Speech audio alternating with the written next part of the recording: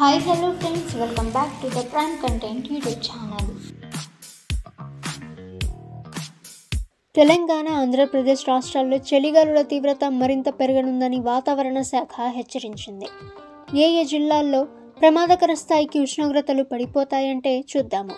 తెలుగు రాష్ట్రాల్లో ఇప్పటికీ చలి చంపేస్తుంది. అత్యల్ప స్థాయికి ఉష్ణోగ్రతలు పడిపోయాయి.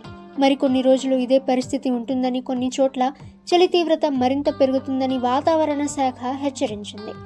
రాబోయే 5 రోజులు తెలంగాణలో చలి ఎలా ఉండనుంది, ఉష్ణోగ్రతలు ఏ స్థాయికి పడిపోతాయి అనేది హైదరాబాద్ వాతావరణ కేంద్రం ప్రకటించింది. తెలంగాణలో కనిష్ట ఉష్ణోగ్రతలు సాధారణం కంటే 3 నుండి 4 డిగ్రీ సెల్సియస్ వరకు తక్కువగా నమోదవుతాయని వాతావరణ కేంద్రం హెచ్చరించింది.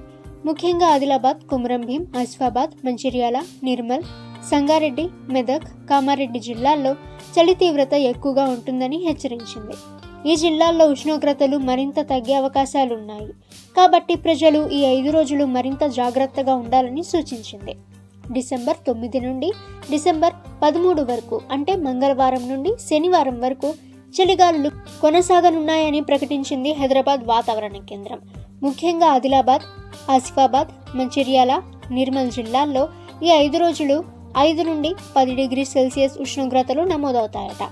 అత్యంత చలి వాతావరణం ఉంటుంది కాబట్టి ప్రజల ఆరోగ్యం దెబ్బతినే అవకాశాలుంటాయి.